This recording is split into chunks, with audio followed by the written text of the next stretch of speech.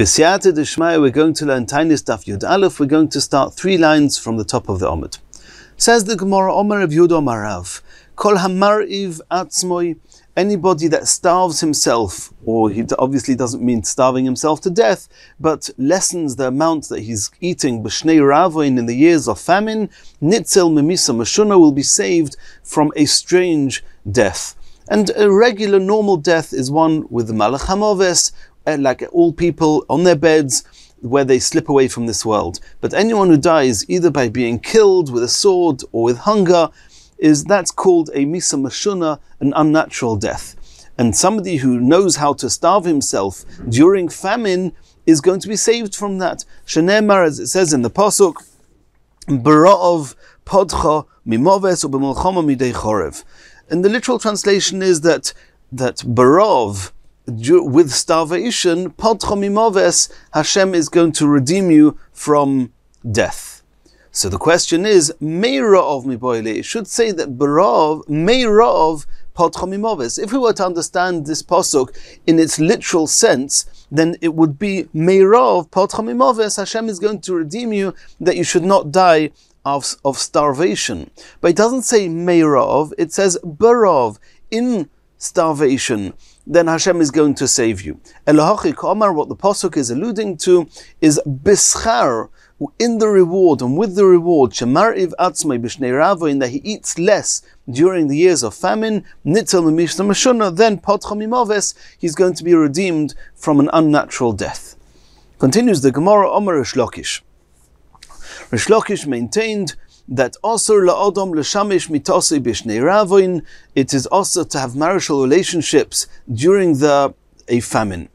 Shenem, and again, it's like we saw before, that it's virtuous to somewhat starve oneself during a famine because the rest of Klal Yisrael is in distress. So too here, then in the years of famine, it's appropriate somewhat to deprive oneself of physical pleasures, and marital relationships is included in that. Shenem, as we see in the pasuk says, Yosef Yulad Shnei Vonim, Yosef HaTzadik in Mitzrayim, he had 2 children, B'terem Tovei Shnas Harov, before the years of the famine set in, Asher Yoldu Le'osnas Bas Boi Tifera, Choyin Oin. So it says there, so we see from there that Yosef had 2 children before the famine, and during the famine he was not engaged in any relations that would give him any more children. Tana, we learned in a Braisa, Chasuchei Bonim, that people who have not got children, which means people who have not yet fulfilled the mitzvah of Pirya Verivya, with whatever that entails, which is, according to Halacha, it means a boy and a girl, then Mashamshim Mitoisein B'shnei Rav, they are allowed to have marital relations even during a famine, because they're engaging in a mitzvah of Peru Uruvu. Continues the Gemara, Tonu Rabbanon, Bizman she Yisrael Tshurim B'tzar, when Klal Yisrael are in trouble, in pain, in distress, Upirish Echod Men, and one person in Klal Yisrael separates himself from the rest of Klal Yisrael and says, no, I'm not going to be together with them and feel their pain, I'm just going to go about my luxurious and regular life. Boin Shnei Malachi Ashoris, 2 malachim come, Shemelavin Leila Odom, these are 2 malachim that are constantly they are escorting a person, one to his right, one to his left, like the pasuk in Tehillim Tzadik Aleph says that there's Kimal Ochav Yitzaveloch, and Manichin Lo Yedein Al Roishoy, they put their hands, so to speak, on his head. V'oimrim, and they say, Ploini Zeh, this individual, Shapirish Min HaTzibur, who separated himself from the public, from the emotional distress and any other pain and trouble that the community are going through, Al Yira Benachomas Tzibur, will also not be deserving of seeing the consolation that's going to come to the Tzibur. Tani Idoch, in another brayso we learned, Bizman Tzibur Ushori B'tzar, when the Tzibur is in tsar, is in distress, Al Yomer Adam, a person shouldn't say, Eilech Lebeisi, I'm going to go to my home, V'oichel V'eshta, and eat and drink, V'sholom Yelecho Nafshi, and peace to my soul, which means as long as I'm okay, then I don't need to worry about what other people are going through. A person should not do that. And if he does do that, all of Akos of Omer, on him the pasuk says in Yeshaya, V'hinei sosin v'simcha, people who have rejoicing and happiness, Horoig Bokor, and they slay the cattle, V'shachit Tzoin, and they slaughter the sheep, Ochel basar, they eat meat, v'shosos yayin, and drink wine. Ochel v'shsoi, v'shosi kimachon nomus. They say you might as well eat and drink because tomorrow we're going to die. Which means they are afraid of dying, they're just putting it out of their minds till tomorrow, at least today let's enjoy ourselves. Maksiv basrei. And the pasuk after that in Yeshaya Chof Beis, the pasuk says, "V'niglo ba'ozni Hashem tzvokis." This will be revealed to Hashem. Im yechuper ha'ovoin hazeh lochem ad tumusun. That this sin of not being part of the distress of the tzibur is not going to be forgiven ad tumusun until they die. Ad kan midas beinunim. That is the people who are not tzaddikim, not rashoim, but that's the behavior of the beinunim, the middle category of people, where they are afraid of death. They are afraid of Hashem. It's just today that's not their focus. Avol b'midas rashoim, but the wicked people, maksiv, on them a different pasuk in Yeshaya says, "I saw you come, ek choyayin, take wine, v'nizba osheichor, and let's get drunk, intoxicated on old wine. V'hoya kozeh, and the same as we're going to rejoice today, yoim mocher, godil yeser mo'id, tomorrow even more than this." Which means that even the concept of death that may come tomorrow is not something that they're afraid of. Maksiv basrei, and what does it say in the pasuk after that? Hatzadik ovod, that the tzaddik gets lost, gets taken away from this world. Ve'in ish som alev, and no man takes this to heart, etc. Ki mipnei hara, and the pasuk continues, V'anshe chesed ne'esofim be'ein mevin, ki mipnei hara nesaf tzaddik. Because of wickedness, the tzaddik gets taken away from this world, in order that he shouldn't see the pain and distress that's about to befall on Klal Yisrael because of the Rashoim. And Rashi's got a different explanation, that Hashem doesn't want these tzaddikim to daven and beg mercy for those Rashoim. And so we see here that these people who are happy to rejoice, and today and even tomorrow, and they couldn't care about anything, on them it says that there's going to be a tremendous punishment that's going to come on them. Rather, what should a person do? A person should feel the pain together with the rest of the public. We find that even with Moshe Rabbeinu. When the community, when the public were in an uncomfortable situation, he refused to make himself comfortable. Shenemar, as it says in the Pasuk in Chumash, that Moshe's hands, when he was lifting his hands during the war against Amalek, his hands became heavy. They took a stone, vayosimu tachtov, and put it underneath him. Vayeshev aleh, and he sat on the stone. Va'arin v'chur tomchu v'yodov, and Aaron and Chur, they supported his hands. Mizeh echod, one on each side. V'hi yodov emuno ad boy hashomesh. So the Gemara asks, V'chiloi hoyoloi leMoshe, did Moshe Rabbeinu not have kar echod, one mattress, ksis echod, or one pillow, leishev to sit on it? He had to sit on a stone. Elokach omar Moshe. Moshe Rabbeinu said as follows: Hoyel v'Yisrael shurim b'tzara, since Klal Yisrael are in distress, they're in the middle of a war against Amalek. Af ani moim b'tzar. I too am going to be in pain and in distress. And anyone that does feel the pain together with the tzibur, he will be merit and deserving of seeing the consolation of the tzibur, the nechama, when they come out of their challenge. Then these people will also be deserving of experiencing that. May it be. Is a person going to say, well, who's going to testify against me? In my house, everybody else is fasting, everybody else is in trouble, everyone else is in famine, doesn't have food. In my house, in my little corner, nobody can see me. I'll just eat and just enjoy myself. Says the Gemara, Avnei Beisei Shel Adam, the stones of the home of a person, V'koros Beisei Shel Adam, and the beams of a person's home, Me'idin Boy, they are going to testify against him. Shenemar, as it says in the Pasuk, in Chabakuk, Ki Even Mikir Tizok, because a stone from the wall is going to shout, V'chofis, and a half brick, me'etz, that was typically they would put between two rows of stones, Yaneno is going to answer, and they're going to make these stones and beams are going to make it known that this person was not sharing the pain together with the tzibur. Debei Reb Shila Omri, they say that we have different witnesses. Shnei malachei hasharos hamalavin leila adam, that we saw before that every person has two angels that escort him. Hein me'idin olav, they are going to testify against him. Shenemer, as it says in the Pasuk in Tehillim, Ki malachov, those two malachim, yetzaveloch, I, Hashem, are going to command them to come out against you and testify to what you did, so to speak, in private. You can't run away from these angels. Rabbi Chidka Omer, Nishmasei shel Adam, he me'id olav, a person's neshama, his soul, is going to testify against him. Shenemer, as it says in the Pasuk in Micha, Al ta'aminu berea, al tivtachu ba'aluf, mishaycheves cheikecha, from the one which lies in your bosom, which is the soul, shmoyer pischei picha, you should guard the openings of your mouth, which means that there's something inside of you which you have to protect yourself from. They're going to testify against you, and it's the neshama.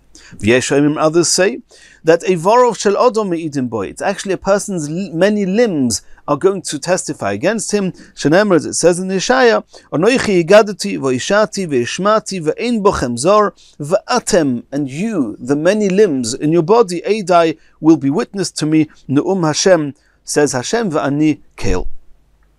Continues the Gemara with a pasuk in Chumash, Keil emunah, Hashem is the God of faithfulness, v'ein ovel, there's no perversion. So these two things of emunah and ein ovel are telling us something about how Hashem punishes and rewards those who do good or bad things. Keil emunah, what's the mean? Hashem is a faithful one.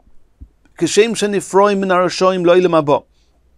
In the same way as the wicked people are punished in Olam Haba, afilu al avera kalo she'osim, even on a very relatively minor avera they have committed, kach nifroim min hatzadikim ba'olam hazeh, so too even the righteous tzadikim, they will be punished in this world al avera kalo she'osim, on a very small sin that they have committed. Which means that both the tzaddik and the rasha pay for even very small sins. The difference being that Rashaim, they in this world, they live it out, as we're about to see, as reward for the few mitzvahs they did. And then when it comes to Olam Haba, they can get the ultimate punishment. Tzaddikim, however, Hashem wants them to get the ultimate reward, so He punishes them in this world to cleanse them from those averos. Ve'ein ovel, what does it mean that Hashem is a God where there's no perversion? Kashem shemashal min tzchar la tzadikim, in the same way as Hashem pays the reward for the tzadikim la'olam haba, in the world to come. Afilu al mitzvah kala she'osim, even for a very relatively small avera that they've performed. We don't know what's a big avera and a small avera, but even in a relative small mitzvah they're going to get rewarded. Kach mashal min tzchar l'rashoim ba'olam hazeh, so too the rashoim are going to, the wicked people get rewarded in this world, as we said before, afilu al mitzvah kala she'osim, even on a relatively minor mitzvah that they do in this world. Continues the Gemara with another pasuk, Hatzur Tomim Tzaddik. Well, it's the same pasuk. It says Hatzur Tomim Pa'olei Kichol Derach of Mishpat Keil Emunah we've just spoken about, Vein Ovel we've just learned, Tzaddik v'Yashar Hu, Hashem is just and upright. Omru, they said as follows: B'shas p'tirosei shel adam, when a person passes away from this world, lebeis eilomoi, to enter his own unique world that he's built and deserved in the next world, kol maisov niftorim lefonov, then all his deeds, they take leave of him, they are before him. V'oimrim loin, they say before him as follows: Kach v'kach osisa b'mokim ploini, this and this is what you did in such and such a place, b'yom ploini, in such and such a day. And the person says, Hin, yes, I agree with you. Good things and bad things. And they say to him, well, can you sign? Can you say, yes, I agree to this that they are saying that I did? And he signs. Shenemer, as it says in the Pasuk, Biyad kol odom yachtim, that with the hand of every man he signs. Not only that, he certifies the judgment. He says, yes, the judgment is correct. And he says to them, that you have judged me correctly. And this is to conform with what it says in the Pasuk, against you, Hashem alone, I have sinned. I've done things that are bad in your eyes. So the words leman titzdak b'dovrecha means that your dovrecha, your words will be, it means Hashem's judgment is going to be confirmed b'dovrecha, with your words, which means that we are going to confirm that Hashem's judgment is righteous, is just and righteous, upright. Continues the Gemara, Omar Shmuel. Shmuel says, Kol hayoshev b'tainis, anybody who chooses to afflict himself with fasting, nikra chayta, is called a sinner. Sovar kihai Tana, he holds like the following Tana. The Tana we learned in a Brisa. Rabbi Loza Kapor Berebi. Rabbi Loza Kapor, the great one, Oimer, he said as follows. Ma Talmud Loimer, when it says in the Pasuk in the Chumash regarding a Nazir, we know that a Nazir is somebody who's committed to the halachas of Nazirus, and one of the halachas is he's not allowed to drink wine. So the Pasuk says, V'osa akoyen echod lechatos ve'echod la'oilo. This Nazir, when he's finished his Nazir's term, he has to bring a chatos, v'chiper olav, to atone from him, me'asher choto, from the sin that he has sinned, al hanefesh, he has sinned onto the spirit, v'kidash es reisha b'emahu, and his head, we'll soon see what that means, has become holy on that day. So the Gemara says, or Rabbi Loza Kapor says, "V'chiper olav me'ashechoto ala nefesh." What does it mean that he has sinned against the soul, against the spirit? V'chibe'eze nefesh choto zeh. This person killed the spirit, killed the soul. What did he do wrong? All he did was he accepted that upon himself, the halachos of Nazirus. He wasn't allowed to drink wine for a certain amount of time. Elo, says Rabbi Loza Kapor, the reason he needs to bring a chatos and have atonement is shetzir atzmi min hayayin, because he distressed himself by abstaining from wine. And then Rabbi Loza Kapor says, or this is actually Shmuel possibly that says, or Rabbi Loza Kapor, Valoidvarim kal v'chomer. It's a kal v'chomer. Umazeh, if this Nazir, shaloitzir atzmi elo min hayayin, the only thing that he deprived himself from was wine. Nikra choyte is considered a sinner. Hamatzayir atzmi mikal davar v'davar, somebody who accepts upon himself to fast, where he's depriving himself from all food intake, alachas kama v'kama, even more so, he's considered a choyta, and that's why Shmuel said that kol hayoshev b'tainis nikra choyta. Rabbi Loza argued with Shmuel and said on the contrary, nikra kodesh, a person who commits himself to fast is considered a holy person. Shenemar, as it says in the pasuk. Also, regarding this Nazir, Kol Yemei Neder Nizroi Tar Lo Yaver Al Roishe, all the days of his Nazirus, he's not allowed to erase it, he's not allowed to shave his hair, Ad Melois Hayomim Asher Yazir Lashem, until he's completed and fulfilled all the days that he's a Nazir. Kodesh Yeh, he's holy, he will be holy, Gadel Pera Saroishai, to grow, that the hair of his head should grow long. So you see in the Pasuk, it says Kodesh Yeh, he's going to be holy, this Nazir. And Rabbi Loza says, if this Nazir,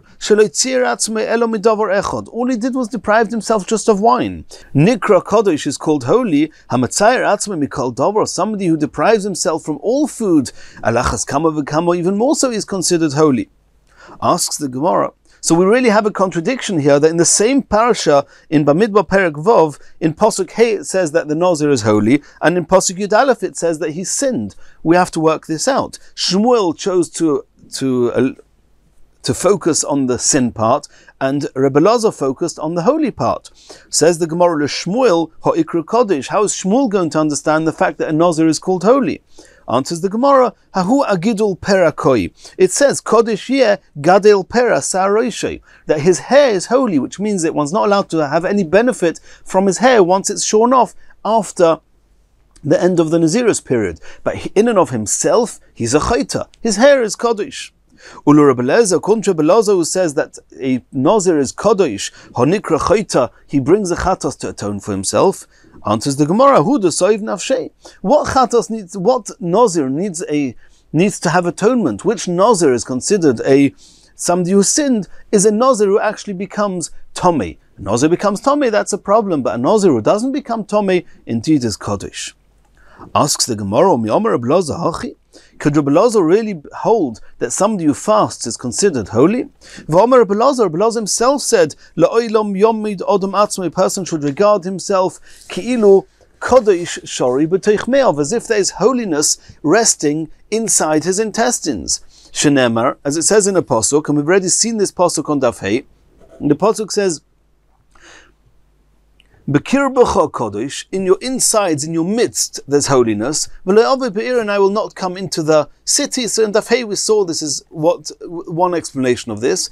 But here Rabbi Loza seems to say that because Bekirbecha kodesh, because you are holy, you have holiness inside of you, you're not allowed to weaken yourself in your intestines. B'seich me'av. in his intestines there's holiness. You're not allowed to weaken them. And that's what it says, because you're weakening the Kirbach HaKodesh, the holiness, in your midst, in your intestines, will not come into the city, says Hashem. So Belazar clearly says that fasting is not a good thing. Says the Gemara, Loi Kasha, it's not a contradiction. Somebody who knows he's able to afflict himself, then Hashem praises him, he's a Kodesh, he's not considered a Chayta. However, if somebody is not able to afflict himself, he's going to suffer from it, he's not really going to manage with it, then indeed for him, he should not be depriving himself, he should not be fasting. And now a third opinion. We had one opinion that somebody who fasts is a chayta. One opinion that says it's a kodesh. Rish Lakish Omar, a third opinion, nikra chosid. Somebody who fasts is considered a pious person. Shenemer, as it says, goimil nafshoy ish chosid. Somebody who weans his soul from eating and drinking is considered an ish chosid, is considered a pious person. V'oicher, and the pasuk continues there, that somebody who destroys his flesh is considered cruel. So Rish Lakish also agrees that only somebody who is able to and is not destroying his flesh is somebody who is allowed to and is possibly encouraged to fast, and he's called a chosid, he's called a pious person. Goimel nafshay ish chosid. Continues the Gemara Omer of Sheshes. Hi Bar Birav, there was this person who was supposed to be sitting and learning in the Beis Medrash, the Yosef B'Tanisa, and he chose to engage in fasting. And then the Rav Sheshes says, Leichil kalba l'shirusa. It's as if a dog has eaten his meal, which means that this type of fast is a useless fast. It's just as if he's fasting because he doesn't have any food, but there's nothing righteous about such a fast. And obviously it's because, as we'll soon see, it's preventing him from being able to learn properly, and therefore it's not a virtuous thing. Omer Rabbi Yirmi bar Abba, Ein Tainus Tzibur beBovel. In Bovel there's no real public fasting, and this means that a type of public fasting with all the stringencies of a public fast, which means that the fast starts already from the evening, not just from the morning, one's not allowed to wear shoes, and other halachas, Elo Tisha B'Av Bilvad, besides for Tisha B'Av, and that is one of the stringent fasts. Continues the Gemara, Omer of Yirmi bar Abba, Omer Shlokish, Ein Talmud Chochem Roshoy Leishev B'Tainis. A Talmud Chochem should not fast because he's diminishing b'meleches hakodesh in his ability to serve Hashem and do his holy work of sitting and learning. He's not going to be able to focus and learn properly, and therefore it's not a good thing. Continues the Gemara. We saw in the Mishnah that that these fasts which the Chachamim decreed because there was no rain, either the individuals fasted after the 17th of Cheshvan, or when the public even had to fast from the 1st of Kislev, as we saw in the Mishnah, then we saw that they're allowed to eat Mishech HaSheicha through the night, and the fast just starts in the morning, just for the day hours is the fast, and they're allowed to do many other things that the Mishnah mentioned. Omer of Zeira, Omer of Huna, it was said in the name of Rav Huna, Yachid Shekibel Elav Tainis, an individual who before a fast day sets on, he commits himself to fast the next day. Afilu Ochal B'Shosa Kol Halayla, then even though he ate and drank the whole night, he's allowed to. The fast only starts in the morning. Nonetheless, Lamachar, the next day, it's a day when he's committed himself to fast. Hu mispalel tfilas anenu. There's a special tfilas tainis. There's a special tainis that he says called anenu. It's printed in the Shmoneh Esrei, that somebody who's committed himself to fast and is fasting, he says that tfilah in Shachris. Lon betanisai. If he chose to continue the fast at the end of the day, he committed himself to fast tomorrow. Tomorrow he fasted. The end of tomorrow he chose to continue through the night. And he continued fasting. That's not what he committed himself to. He just continued fasting right through the night. Now it's the next day already, but he's not yet broken his fast. Eine misparel shel tainis. On that following morning, he does not say anenu in the tefillah misparel shel tainis. He doesn't say the tefillah of tainis of anenu in the tefillah. That was what Rav Huna said. Omer Rav Yosef. Rav Yosef said, Maika Sava Rav Huna. What does Rav Huna hold? Is it svirle ein misanin l'shois? is it that the whole concept of a fast, which is not a commitment for a full day, is not considered a fast? There's no such thing as fasting just part of the day. Here, since he didn't commit himself to fast, he can break his fast at any point. If he can break his fast at any point, it's called misanim l'shois. It's just a fast for a few hours. And that's not considered a fast. And since it's not considered a fast, obviously he cannot say Aneinu in the tefillah. Oidil, more possibly, Rav Huna holds, misanim l'shois. If you commit yourself to fast just a few hours, it is considered a fast, and you have to fast those hours. And he holds that because it's only a tainus, which is not for the full day, it's not such a significant tainus, and therefore one does not say Aneinu. So Omar le Abaye. Abaye said, I'll explain to you what Rav Huna holds. Lo'ilam kosova Rav Huna misanim l'shois. Rav Huna holds that there is a concept of fasting just a few hours. It is called a fast, and if you committed yourself to it, you have to keep it. And Rav Huna also holds that even if you've just committed yourself for a few hours, it's considered a fast and you can say Aneinu. The reason over here you don't say Aneinu, because all these hours that he was fasting from the night and the following day, he didn't commit himself. It's a type of a fast that he fasted without first being mekabel, making the commitment on it. A type of fast which you didn't commit yourself to from the start is not a significant enough fast that you say Aneinu. Continues the Gemara, Mar Ukva Ikva le Ginzak. Mar Ukva was once visiting the place called Ginzak. Ba'olmine, they asked him a number of questions. Number one, misanin l'shois or ein misanin l'shois. Is there any value, is there such a thing as a fast which is just for a few hours, or does it have to be a whole day? Lo have biyodei, Mar Ukva didn't know what to answer them. The people of Ginzak asked him another question. Kan kanim shel nochrim. If you have jugs where wine of the goyim was stored, and you know we're not allowed to drink the wine of goyim, asurin or mutorim, these jugs that have saturated some wine of the goyim, are we allowed to use them? Are we not allowed to use them? Lo hava biyodei, again, he didn't have what to answer them. Another question the people of Ginzak asked him, those 7 days of Miluim, when the Mishkan was first inaugurated, then we know that Aaron HaKohen did the Avodah there with Bigdei Kahuna, with the clothes that were for a Kohen Gadol. Moshe Rabbeinu also served there. There's no mention of Bigdei Kahuna, but it's not probable he just used his normal weekday clothes to serve in the Beis HaMikdash. What was he wearing? Again, he didn't know the answer. Ozal Mar Ukva went to Shoel Bei Midrash. He went to the Beis Medrash. He had 3 questions that he was asked. He didn't know the answers. He asked them. Omrulei in the Beis Medrash, they told him, Hilchas Halocha is number 1, misanim l'shois. There's a concept of fasting just a few hours, umispalim tfilas tainis, and on such a fast, even though it's just a few hours, you can say Aneinu in the tefillah. V'hilchas said there's another halacha, kankanim shel nochrim, these jugs of the goyim, la'achar shnei masar chodesh, after 12 months, we can assume that any taste that was still absorbed in the walls of these jugs are no longer got any value, they're no longer substantial or no longer significant, and therefore mutarin, you're allowed to use these jugs.